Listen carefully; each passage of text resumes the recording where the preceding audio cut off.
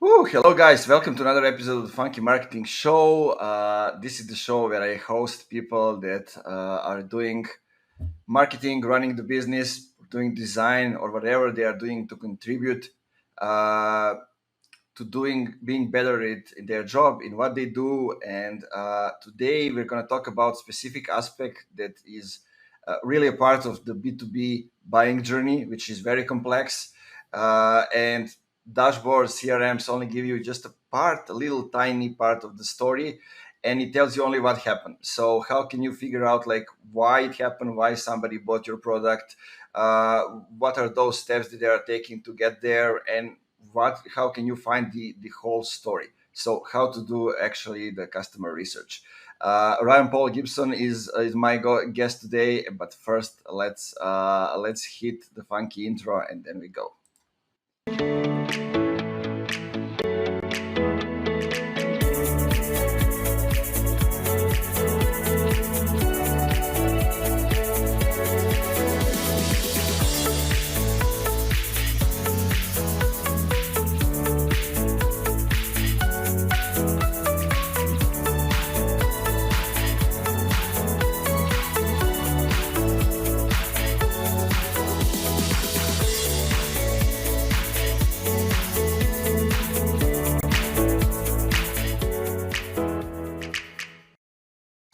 And we're back. My man, welcome to the show. Thank you for having me. That's a great intro. Yeah, it's a good old school one. It is. I like that. What humanity required. Is that what it said? Did I read that right? Yeah, yeah, Yeah, yeah, yeah. I dig it. Yeah, it usually like I don't know who Diane Verdu or somebody else told me like, man, you should get me on the screen while this is going because like I'm dancing all the way.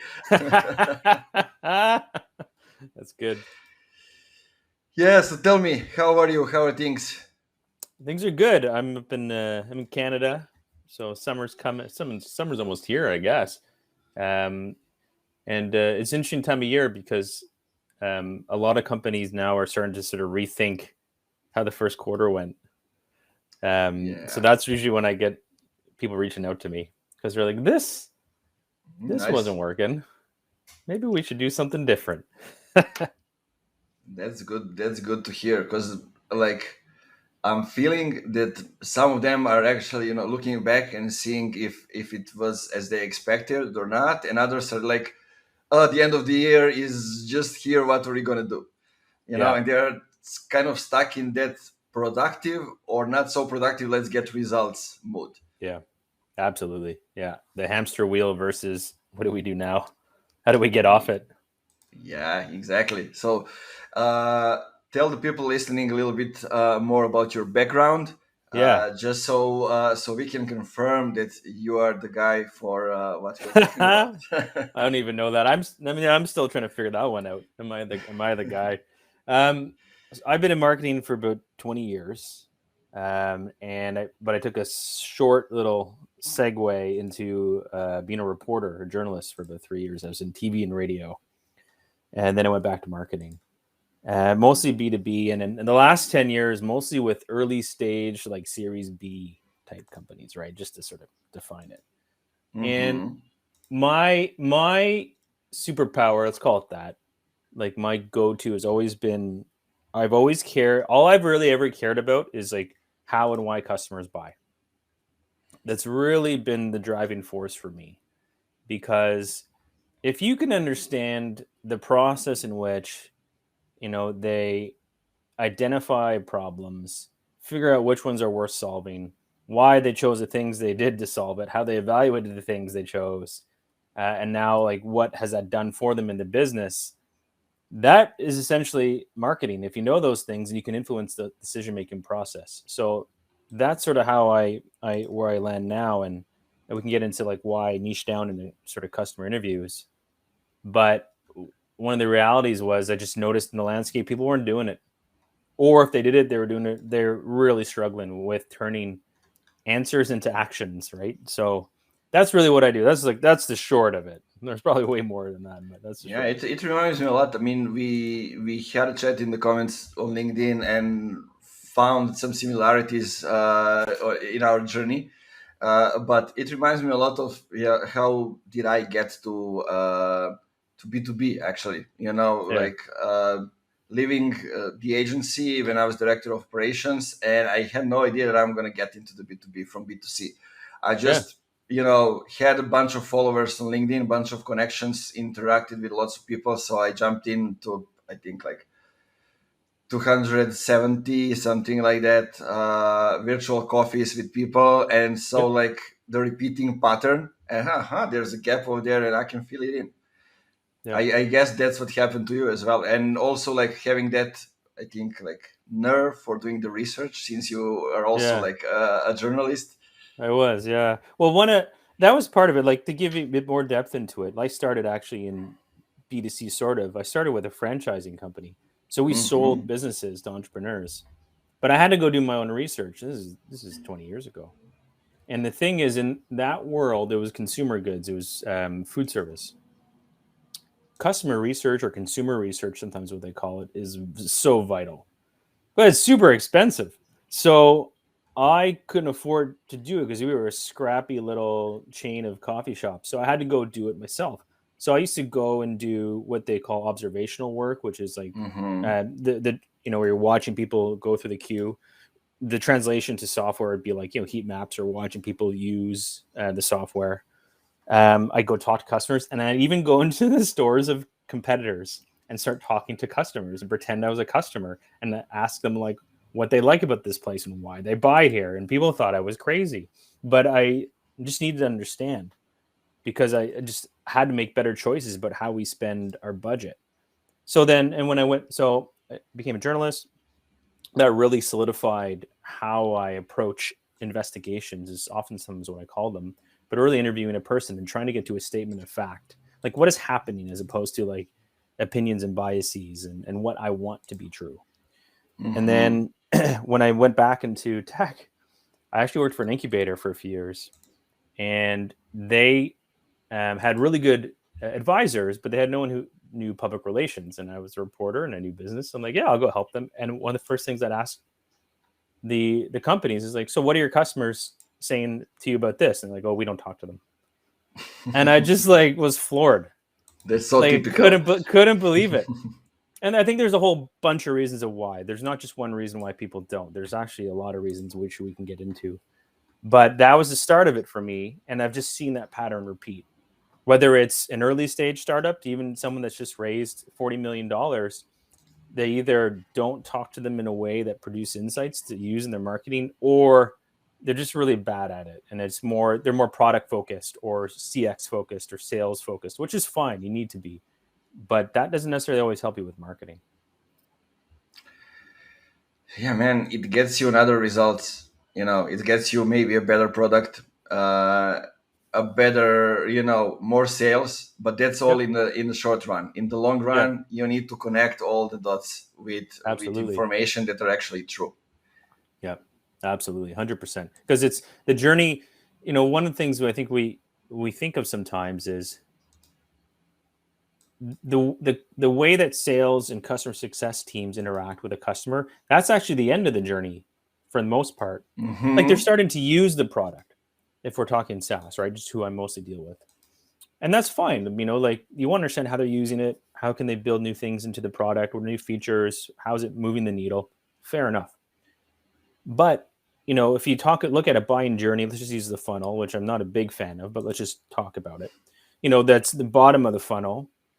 All those things that are happening, like the middle and the top, that's marketing. And sales and customer success teams aren't necessarily going to ask questions that unlock insights into those parts of the buying journey, because what they're focused on is either closing a deal or retention, right? And making sure the Hmm. customer's using the product. So you need to understand like what's everything that's happening way before they even hit the website. Like how are they thinking about problems? Why is that a problem? Right? How are they prioritizing the problems? Marketers can influence those things. And if you don't go and figure what those things are, it's going to be you're going to have a hard time marketing. That's sort of my stance on it. Yeah, because there's a lots of people talking about attribution, about measuring Oh yeah. things, and Yeah. Chris Walker and File Labs, how attribution is broken, and it really is, and how you Yeah. can, use some simple, methods, simple tactics to actually get. Maybe that's not like a huge data, but those are like guidance and feelings and insights that will tell you exactly, what is actually happening, and will give you the first notice of how you're gonna get there. I'm talking about, starting with asking questions on a website. How Yeah. did you hear about us? Why do you want to work with us specifically? Those kind of stuff. Like Yeah. a couple of days ago, I just used the sheet and added all the things that people answer on our website, Yeah. and it's so many things. Like, people are leaving paragraphs over there, like really talking, hey, I met this guy, he told me this, I went this way, or like, hey, I like Ivar, I'm from Romania, you're from Serbia, like, we should work together, or like Yeah. Yeah. totally different things, and different things depending on where they are coming from. Are they coming from LinkedIn? Are they coming from Twitter? Are they coming from Google? Or they are referred by a company or a person? Yeah. Like open fields are a good start. I agree with you there, but they're still limited, right? So, Yeah, for sure. and there's a few reasons they're limited. So, one is people don't always remember what they did in an instant where they have to be prompted to give an answer to something. Hmm. So they might say, "Where did you hear about me?" LinkedIn. But how in LinkedIn? Like, what was it about LinkedIn? Or sometimes they'll say Google. Great, but that actually was the end. What they actually did was maybe they saw you at a presentation 2 years ago, right? And they actually just Googled you, right? Yeah, And they might have forgotten. that actually happened to me. They Oh, call yeah, they, see, there they you go. called me. Yeah, That's how I got first job in the agency. They didn't Google me, but they found me on Facebook, I think. yeah. And they told me, hey, we were listening to you 2 years ago in that conference. You were a speaker, and our CEO, who is in Canada, was in the city at the time, and the Okay. whole team was there. So we are excited to ask you, what do you know about marketing? Oh, wow, that's great. Yeah. And I've seen them. I have clients where they gave a presentation 2 years ago, and then I've talked to their customers, and they said, "Oh yeah," and then 2 years later, I was ready to buy. They they triggered my memory because of some on Twitter, right? Hmm. Or sometimes what happens is we forget that we've actually been following someone on social media for a while, and that we've decided to buy. But I want to get back to like the limitations. So Hmm. that's one limitation. The second limitation of that starting phase that we often hang our hat on around open fields on a form at the website, it doesn't tell you why. Like it doesn't give context on why those decisions were made. A CRM is the same, right? You figure out things that happened. You don't actually understand why those things happened. Hmm. And why understanding why those things happened is 1,000 times more effective when you're trying to build a go-to-market strategy that influences and builds affinity from like that first thought, which is jobs to be done like language, which and anyone who's not familiar, that's sort of an innovation framework for understanding why people choose the solutions they do. So from that first idea where they're like, oh, this thing sucks. I hate this thing. We need to solve this thing. This is in my way. And then what are all the things that happen in succession to that? And the tipping of the scales for them to say 2 years later, yeah, I remembered you at that presentation. Now's the time. What happened in that 2 years? Like if they knew the pain existed, why didn't they reach out right away? Right. So there's things you need to understand about that buying journey that you won't find in a CRM or in some of those open fields that we put in a form. They help, they're a good starting point to use your words, but that's not, there's more depth there that marketers can use to understand what they can do better with their marketing. Yeah, I mean, look, the first time that I got into, how the fuck did this happen, was I was younger. I think it's like 10 plus years ago. I was running a local NGO, and we were organizing Okay. youth festival, and there was a local stadium, old one, that needs to be rebuilt. So they needed to get everything down to the ground and start doing it again. So they allowed everybody to make their events, to organize some things, and like, my NGO was the biggest one in city working with youth, and they Okay. didn't. that means lots of advocacy, lots of confrontation with the local government, Mhm. around youth rights, around youth policies, those kind of stuff. So they say, no, you cannot organize the youth festival. And I was Okay. like, man, everybody can organize. The only us cannot. So I use my Facebook because I was always loud when it comes to the right things to do. Yeah. I name everybody, but in a context that is constructive, right? So everybody who is involved in decision making, I thought so. So the mayor, the director of Home of Culture, those kind of stuff. And in like 3 minutes, my father calls me. What the hell did you write on Facebook? Like, what happens? He is working in a Home of Culture, so his director called him, and Oh no. the mayor called director of Home of Culture. The mayor doesn't have social media, so somebody saw it and called him, and it all happens in 3 minutes. And when I finished the call with my dad, my mother called me because dad was calling her in the meantime as well, and I'm like, aha, so this is how things are happening. Every single thing we do, somebody is seeing it, Yeah. and we need to just be clever to know how the process goes, so we can then, when the next thing comes, know how to operate and how to actually, stop working from the end. When actually they are calling us like, what the fuck do we do?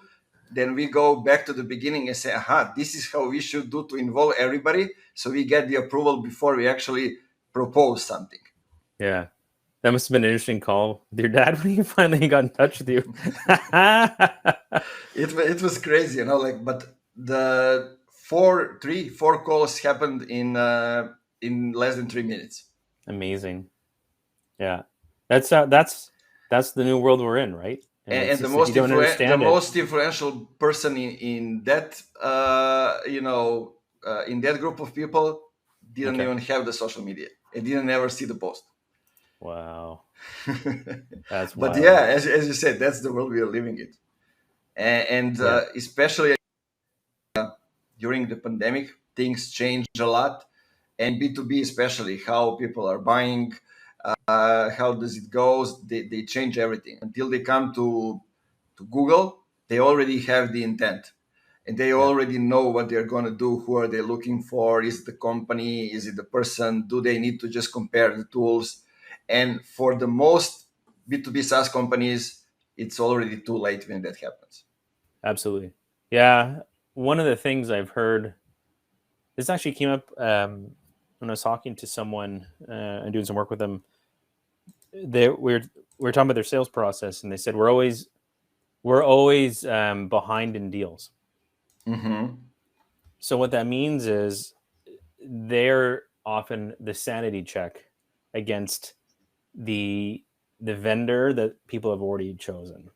So Mm-hmm. what was happening was much bigger companies or companies that had established their brand in a stronger way earlier on in a journey, um, they say someone picked them and they're like, okay, well, I can't just bring one choice to everybody because that looks like I'm soul sourcing. So they just hop into Google and find, they'll Google some keywords around that vertical or to like, this makes sense. And then a solution pops up. Okay, this one looks good. We'll throw this in to make it look like we've balanced out, the amount of choices we made. When really all that is that one's just to see, okay, is the pricing okay? Are we missing anything? But the intent of picking that solution is low. If that's happening to you and you're not closing a lot of deals, there's like you got to do something or there's something off. So the earlier you can get into the consideration set of any company, like any buyer, the chance of you actually winning that deal, whether it's just a self-install software thing or it's like a bigger enterprise, there's about 4 people involved in the deal, the earlier you get into the consideration set, the better the chance of closing that deal. And that's what that my client was facing. They were getting the consideration set way too late, right? People Mm. had already made their choice. So you have to get in there early. The trick is though, how do you do that? And that CRM ain't going to tell you how to do that. That's where you need to definitely go and talk to customers and like start peeling back the layers about like what's happening and what's driving their choices. Yeah, let's get into that. Where do we Sure. start? Okay. Where do we start? It depends what you want to know, right? So Mm-hmm. there's different types of interviews, and we talked a bit about them already: customer success, product, UI, UX. I focus a lot on buying journey and to some point sales, because marketing and sales have like such a hybrid relationship, right? So, Mm-hmm. they fully impact each other and they take different parts of a buying journey often. That said, if you want to really influence marketing, there's some myself and other researchers typically will look at it this way. So you want to pick clients that gave you a high contract value, have a high contract value or a good lifetime value, or really ones that just closed quickly and gave you a lot of money. Like that's a really easy way to look at it, right? And you want to do with ones that have probably closed in the last few, 2 quarters last year. And there's a reason for all that. So the ones that are your best customers that are closing, those are the ones typically you want to attract more of. So you want to understand Mm-hmm. like what's happening and what are you doing well and why are they closing. And the reason why you want to pick customers that have just recently closed is that their recall is better. Remember we talked about how they might not remember things, or they waited 2 years within that process. So they'll have the best chance of remembering what was happening in them that 2 years. Because if you pick one of your best customers that closed 5 years ago, they might not remember at all why they bought you, how they bought you, or the person who bought you might not even be there, right? Now, those customers are really good for case studies and impact and all those things. But I'm talking about more like how is the buying journey that just happened, right, unfolding. So that's the first step of figuring out how you want to do that. And then you got to figure out like what does you want to know about that. So then you're going to ask them a lot of really probing questions about, what started the journey and what was each sort of catalyst along the way. And that's sort of how you first start that process. Yeah. So basically, you are trying to figure out how is the relationship built, what caused the Absolutely. first interaction, Yeah. and how did you keep building that relationship. Yeah, I look at it as like I'm reverse engineering how they systematically made choices, right? Mm-hmm. Yeah, that's So well said.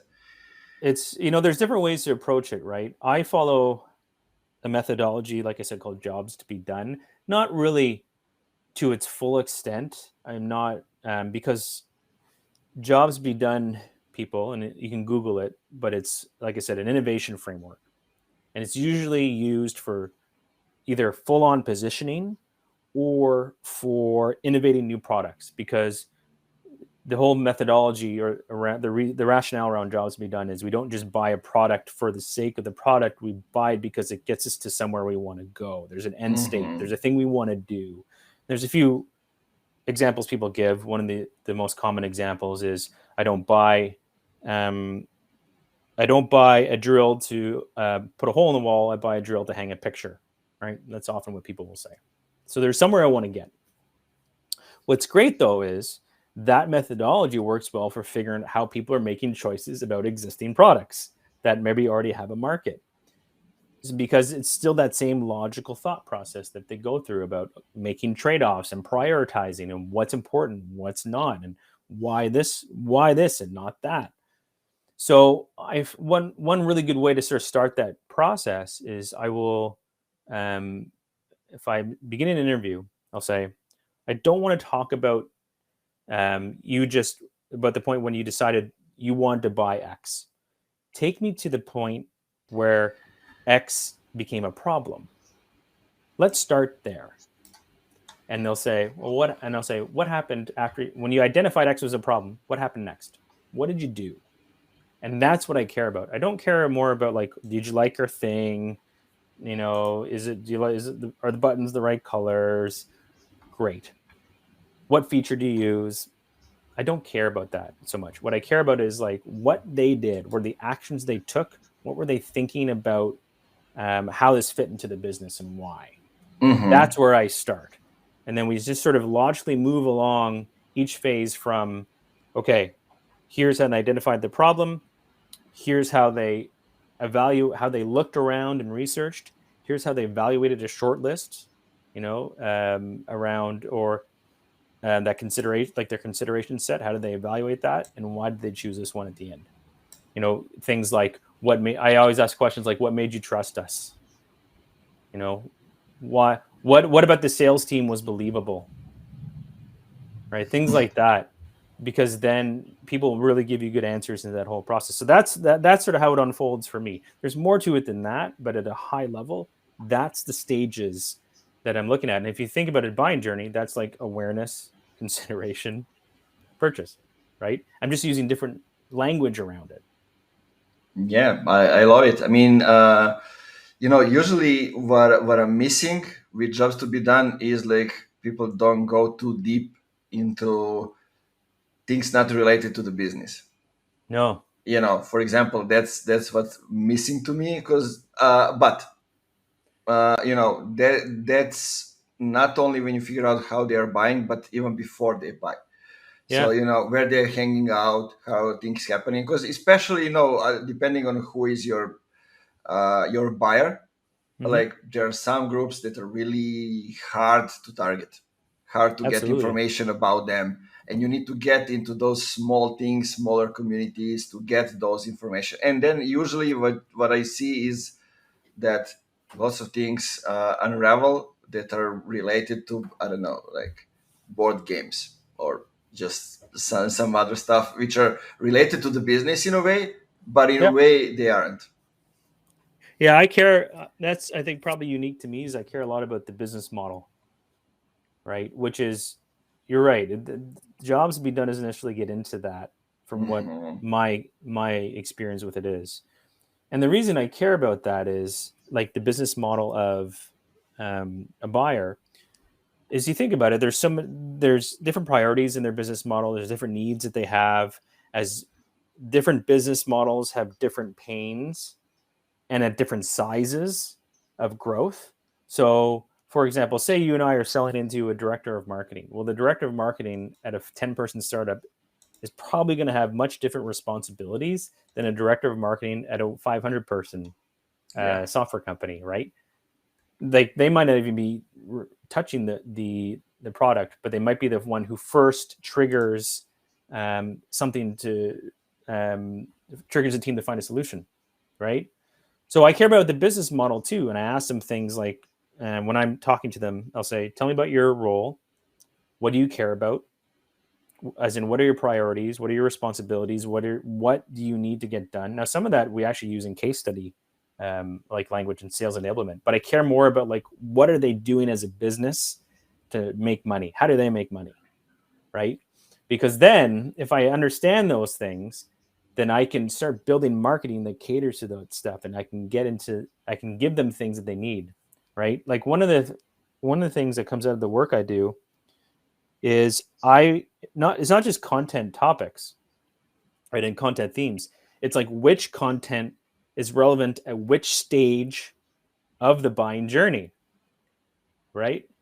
Oftentimes we'll just go to SEMrush or Ahrefs, which are great tools, and we're like, okay, that works. That looks like high intent, sure, but like, what stage of that is a buying journey? Often we're still trying to capture everything that's just before a sale. Yeah. What's happening when they're in that, like, sort of they're figuring out how to solve problems? How can you help them there so that as they move along, they'll land on you and they'll remember you? So that's a lot of the things that I get out of the research I do too when I talk to buyers and customers. Yeah, and like clarity, which is obvious that you Clarity. got out of it, and also like one thing that we I think often forget, like when you do a really good customer research, and when you know all those things that you just talked about, we know where Yeah. to spend the money, and where Oh to spend man, it first, when to spend it afterwards. it's. I worked with a company once.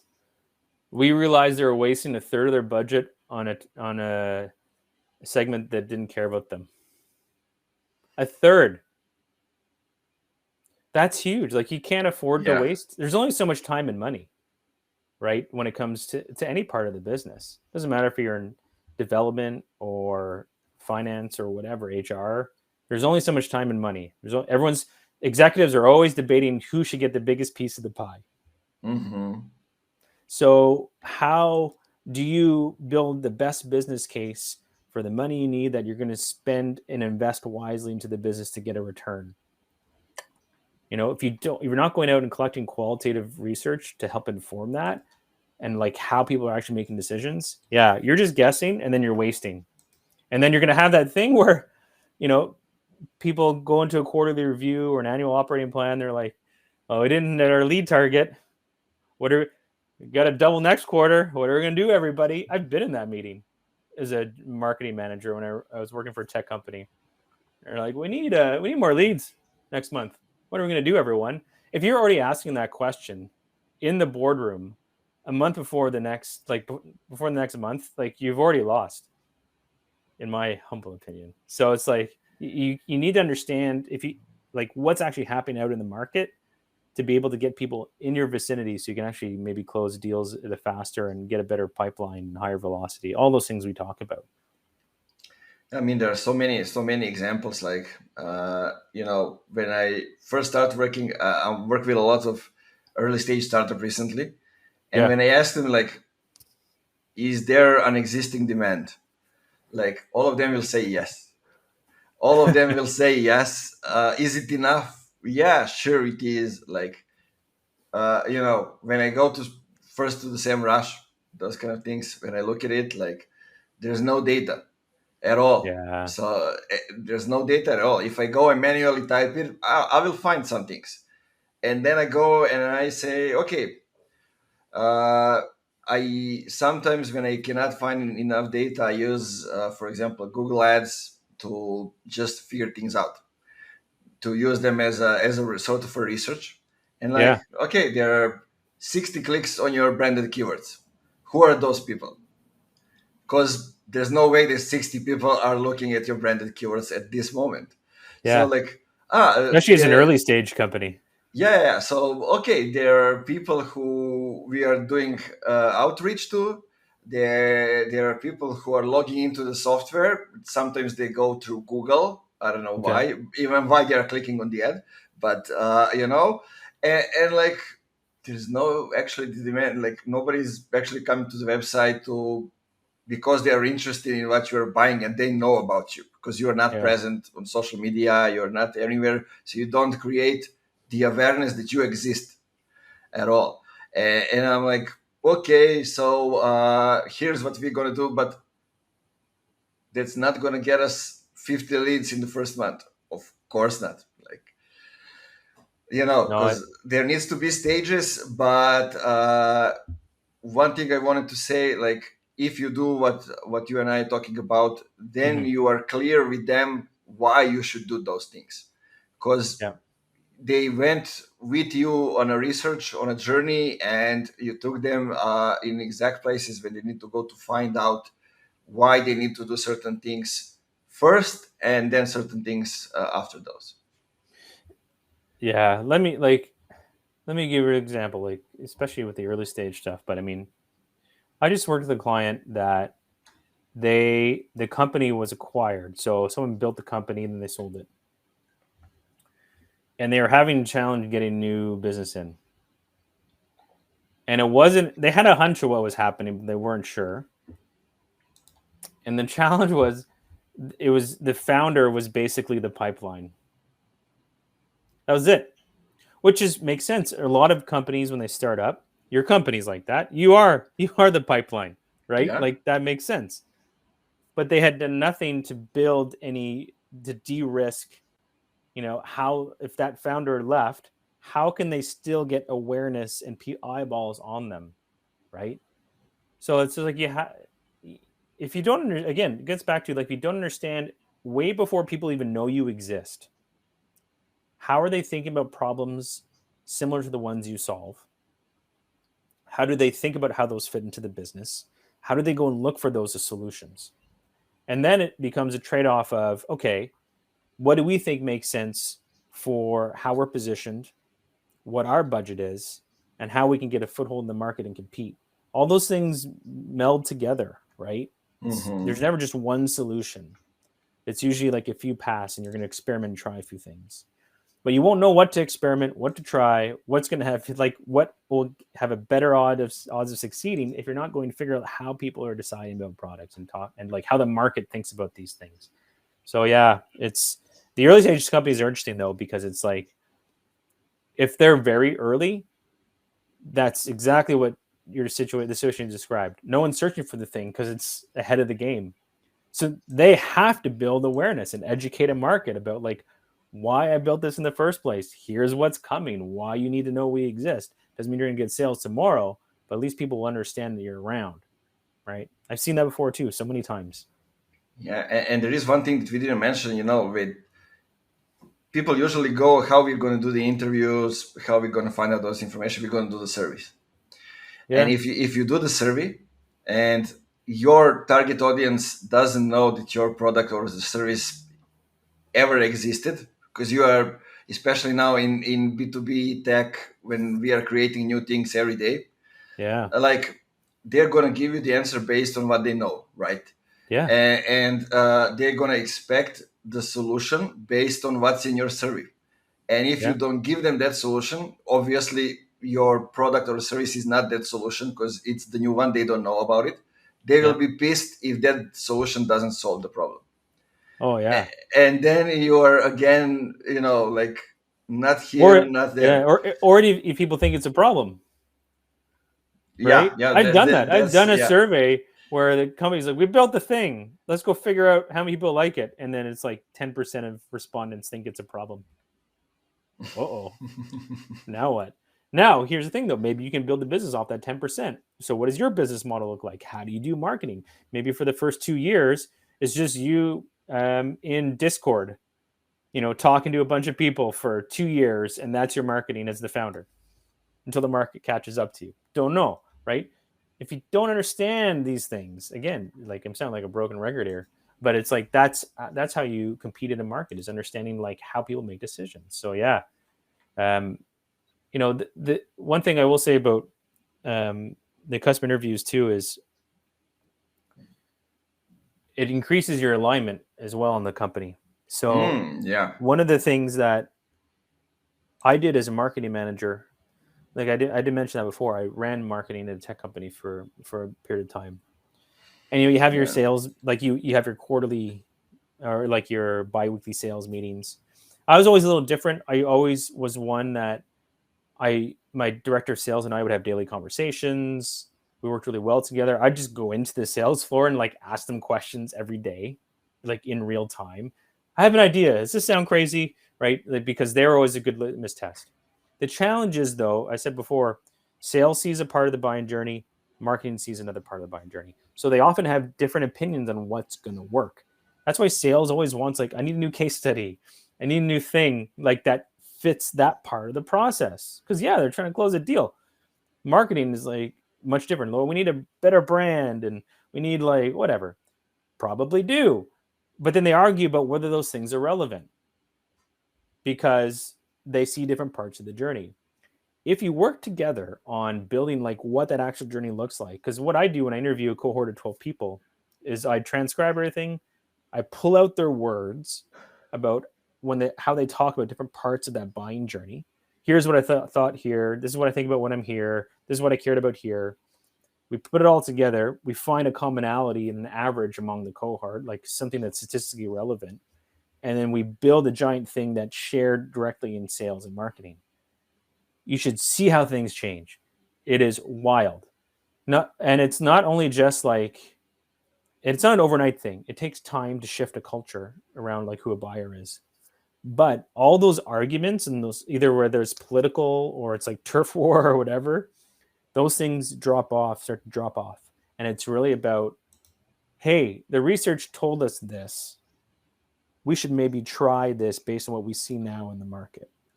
That's a big one that I just wanted to touch on because I think that we always talk about sales and marketing alignment.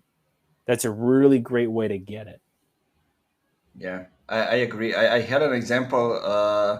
I didn't do anything there. I was a consultant and we did something else. But when we talked about and we figure out, like um, the company didn't know in which category they should go and market Yeah. because it was user onboarding, Yeah. so onboarding no code tool, And Okay. basically, what they were looking for, talking with customers, like their product team is constantly looking, talking with the customers to find out, what they should build next, where they should develop the product. But also, Yep. customer success is talking with them all the time. Marketing wasn't talking with them, but Yeah. marketing was talking with both customer success and product team. Okay. And what they figure out is that people are calling their product in lots of different names, and they're using Mm. it in a lots of different ways. They figure out we don't need to choose one category. We can rank in five because people are using the tool in five different ways and calling it different names. Okay. So that's where they do. They say, okay, let's because we can cover so many things. Let's build up so that sort of talk like a media company, Yeah. produce content, get writers in house, teach them how to do it, and let's become the company that has the most content, the most relevant one for all those things. And that's how we're going to stand up. And it goes well for them. At the moment, Yeah. it goes really well. That's interesting because usually that runs counter to like what you see is like niche down into one thing. Yeah. That's why I mentioned it's totally, different way of looking at things. And they wouldn't even know if they didn't talk to the customers. Yeah. There's so many ways that it all unfolds, right? Like one, if you go to my website, if people are interested, contentlift.io, and I have what I call my one case study because I'm what you would call a productized service. So like I have a rinse and repeat process, right? I'm not sure if you're the same, but that's sort of like a research process, and here's the output. And the company, I still do work with them because I sort of do a bit of fractional work like you do, but I'm not a CMO. I'm just sort of hide in the background and I get thrown the odd project. But we when we did the research project Rewind, what we noticed was there was a big piece of the buying journey that was missing, and it was different than how some of their other verticals were approaching the product. So, and just to explain it, Rewind does backup for software, backups for SaaS, Mm-hmm. because the most big SaaS platforms like Shopify, they actually can't guarantee they can restore your data if everything gets lost. It's actually in the fine print for most big SaaS platforms. So Rewind comes in and is like, just make sure that everything's in place. So when we went and spoke to, they'd acquired a GitHub solution, like for GitHub, that's a coding platform or a repository, I should say. Mm-hmm. So what we found, until we didn't realize, we sort of knew something this was happening, but we didn't realize the extent it was happening, because they were telling the developers or like development teams, they're always trying to build their own version of this backup software. The challenge was they were always failing, because what they didn't want the job to be done, they didn't want a backup.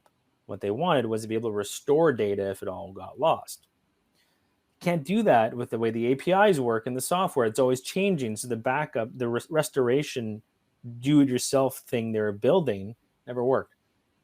So that was a big piece of what we're missing, because most of them were trying to do that, and we weren't talking about that anywhere in our marketing. Like and how we phrase it was, stop doing this because you're wasting your time. And then from there, the installs started to spike up, just for some small tweaks, right? Around understanding like what people were actually doing as opposed to guessing what they cared about. It was interesting too, even with like their Shopify product. When I started talking to their e-commerce customers, Rewind positions itself as data backups. Talk to the e-commerce people, they never use the word data once, not even once. They said SKUs, product listings, my store. They never said data. This is not how they thought. It's not how their brain worked, Yeah. right? So with things like we make all these assumptions at the beginning. Either the founder who created the thing, the initial team, about like, I built this is what I think is going to save the world. This is how we should talk about it. Maybe, but perhaps not. So you have to go figure out, like, how are people talking about these things? What are the words they're using, right? Maybe it is the example you gave. We actually are in 5 things, and we have to strategically have to aim high and cast a wide net. or maybe you're very niche and you have to like get into a few really nooks and crannies to build affinity over time because you're early in the market. Don't know, right? This is where the customer research really comes into play. Yeah. Love that, man. We usually assume how people are talking about things, how they are calling it, without actually having a proper data. But Yeah, but man. tell me and tell the people listening one thing. How do we make sure? What do we need to do to make sure when we get to the interview that we extract the right information from the people? Yeah, that's always a challenging part. It's funny when I was reading a lot of the jobs be done stuff for years, Intercom had this great document everyone talked about for the longest time about how they took the jobs be done methodology and put it into a SaaS context, which it is a good document. People can still find it today. But again, it's more on like how do you build a widget that like moves the needle? How do you build things, the great next product, right? I always like, well, how does this translate to marketing, right? And I was always struggled with that. Um, I don't have all the answers, funny enough, Of but this is course. how I that's how, this is how I look at it. And this is how I try to explain and help people with is it's all about having again research objectives that meet a certain specific need, right? So what is it we want to know? And then structuring your interviews in a way that you're producing relevant insights. So there's a few ways you can do that. One is you can have the same standard of questions, right? Hmm. A set questions like, and you ask each question the same every time. That's what I used to do early on in my career. I don't necessarily do that now, but if you're just starting out, it's a really easy way to say, okay, here's 6 questions. I'll ask 12 customers these same questions, and I'll get hopefully similar answers. And I look for themes and patterns. What I try to do now is I care about, I mentioned before, actions. If someone gives me an opinion, that's great, but I want more about like the actions they took, right? Step one, step two. And then I'll actually try to tie everything to their timeline of decisions. Because Hmm. people are very interesting. Like when you ask them to talk about something that happened, or you ask them questions, they go off on all sorts of tangents because they're trying to be helpful. So they're trying to give you a whole bunch of information at once.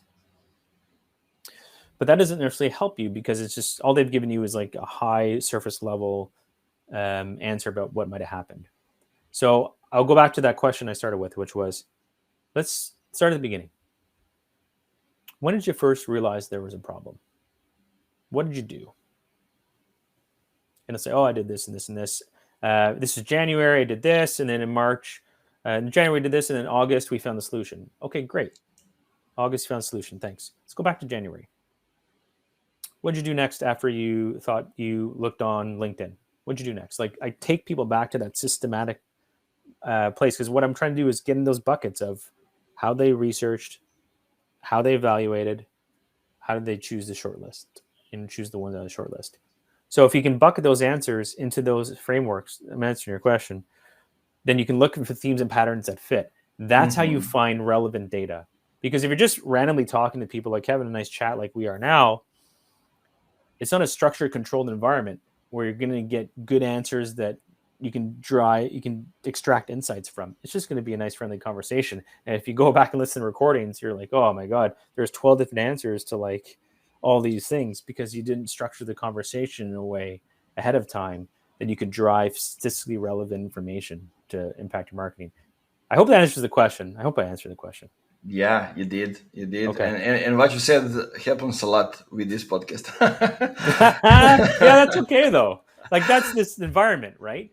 Yeah, Like yeah. you, No, I like to take people usually, in the circle. Start yeah, with yeah, one thing, they go to another, then I can go to, yeah, end with the first thing, yeah, conclude with something. But it helps a lot. And I want to emphasize one thing that you said. It also changed a lot of things for me and looking for actions, yeah, because absolutely. that's a game changer over there, because like they can have opinions, they can talk about things. Oh, I was thinking about this, but what did you actually do?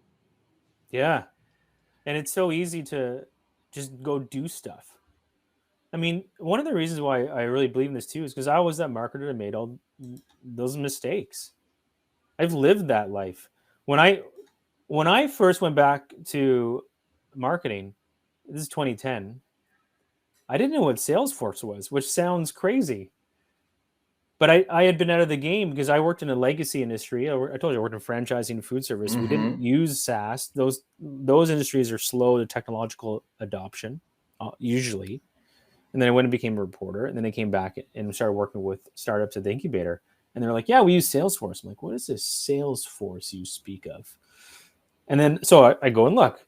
And I was just like floored. I was like, this is the answer. Where has this been my whole life? This CRM. This is all I ever need. I don't need anything else. I was totally drunk with like what I saw, right? And now I think you're starting to, and then I was also that market, then I just go do stuff, right? Yeah, Google's telling me this. I'm going to go try this now. And then I'm like most marketers I think you see now, where last few years I came to realization like it's just part of the answer. There's, it's just one thing out of a lot of things you need to understand, right? So the pendulum I think is swung back to like where I started back in the stores talking to competitors, customers. I'm like, so why did you buy this? Like I'm full circle to use.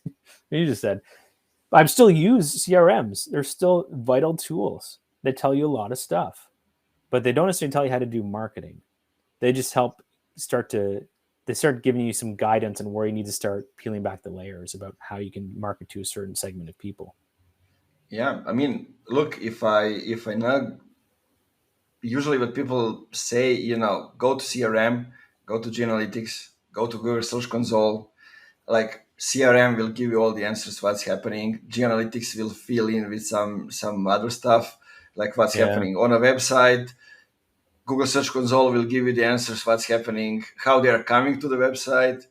yeah, But when you get into details and how people in B2B tech actually buy, then you find three answers. One is asking in a community when they yeah. have like 10, 20 people that they trust. Mm-hmm. Posting on social media, asking people, just do you have experience with this guy or with this tool, or just picking up the phone and calling three people who are your peers working in the same industry that maybe have experience or in a further along in your journey where you are, and asking them about this. And Yep. when you go back to all those CRM, Google Search Console, G Analytics, that answer is nowhere to find over there. No. You cannot see those three things, how they are buying. You cannot find them over there. No, you can't. And what I'll say is too, when someone refers you in a community, why did they? Like, I want to understand that, and I want to understand. I'd want to know if someone then came to my website, what are they hoping to see? What do they need? What do I need to do if they're not ready to buy, which is probably true, right? Because the numbers are, usually five. Like I've seen different numbers. Some people say 95% of the market's not ready to buy. I've seen as low as like 80, 80, 85, 89. Doesn't matter. The majority are not ready. So how do you stay top of mind? How do you always stay around that when it is 2 years later, like we talked about, you're still the first person? Because they might forget they got that referral. It Mm-hmm. happens. Mm-hmm. But, you know, it started there. There's a reason it happened. And now your job as a marketer is to make sure that person never stops considering you. How do you do that? What does that look like? What is the process of that? And it's not just like buy my thing now over and over again with ads. That's not it. Right. So that's, again, like that's why I love the research part. It just unlocks all this stuff. But I wanted to tell you, like, what did you just said is exactly the reasons why I switched from the agency model and how we were to something that we are now becoming. Um Yeah. by looking at who's recommending us and finding out why. Yeah. And actually, it's scary to look at the names that are recommending us, and it's kind of, like you have a responsibility to provide. And then because like it's Refine Labs, it's Peplaya, It's like Yeah. those are some of the top names in the industry, Yeah. and Absolutely. and when you go back, do your research, and find out why they're recommending you, then you can see, do I want to be somebody that's a second option, or do I want to be somebody that's recommended for great work, or it's something else? And that's exactly the data that I use to kind of change the website and restructure a thing, because people were recommending us only for ads, because they were thinking like demand generation is advertising. There's Yeah. that kind of shift in by thinking, especially in the US. Yeah. And like I said, okay, we're gonna remove demand generation from the website at all. Like we're Yeah. not gonna talk about that. Yeah. Makes it like, but it was right for a time. It was I mean, that. look, it's It's just not advertising. anymore. It's SEO. It's a lot of stuff, and for Yeah. every company is doing it differently depending on a niche or an Yeah. industry or whatever. It's not one thing or the other. That's the problem, Yeah. And by using just advertising, you're just somebody that's implementing one segment of it. Yeah. B2B is such a fascinating industry, especially the tech side now, because it's almost like it moves so fast that I think the people who are, this is just my quick hot take as we're wrapping up. I think the people that had success 5, 8 years ago, even 5 years ago, the playbooks that they ran, they think still work, and they might, Mm-hmm. but for most part, they probably don't anymore. Like this market of SaaS and SaaS enabled products just moves at such a speed of growth and pace that it's almost, it's that thing where we talk about B2C versus B2B now. Use B2C marketing, B2B. I think it's just because there's so much ubiquity now in SaaS. It's so big. There's so much choice that's why that's seeped in, right? The price, there's just more choices. The prices are still racing to the bottom. I can be one person that has discretionary budget that might buy a tool at $7 a month, and that's all I need. I mean, look at Notion. People are building entire businesses inside Notion, Yeah. right, for pennies. So it's just like it's so big and expansive now that you need to, the whole like old school of just need SEO and ads. It's not going to work anymore, right? There's so much more that happens within that world. So yeah, going out and figuring out why is like, it's probably the only way you're gonna save your marketing budget. I'll end it there. Agreed. I don't know. Yeah. Agreed. That's a great conclusion, I'd say. So tell people when can they find you to help them actually figure out Yeah. the why. Yeah. Yeah. I'm on LinkedIn like you. I'm there a lot. I pretty much live there. My wife's concerned about my level of LinkedIn usage if it's unhealthy. Probably is. But I'm there, and I'm always happy. Anyone can reach out, DM, send me a message, connect with me. I'm always happy to answer as many questions as I can and help people. And I also have contentlift.io, which just takes you a bit through like how I actually do my thing, right? And that's usually a good resource if people actually want to maybe explore working together. That's a great place to start. But yeah, LinkedIn is the best place to find me. Yeah, sounds good. Guys, now is the time to do what we talked about here, to go back to the beginning of the episode and listen to everything one more Yeah. time. And I recommend, especially for this one, go ahead and start Googling when you hear when you hear Ryan talking about specific things. Go ahead and actually try to find more information about it.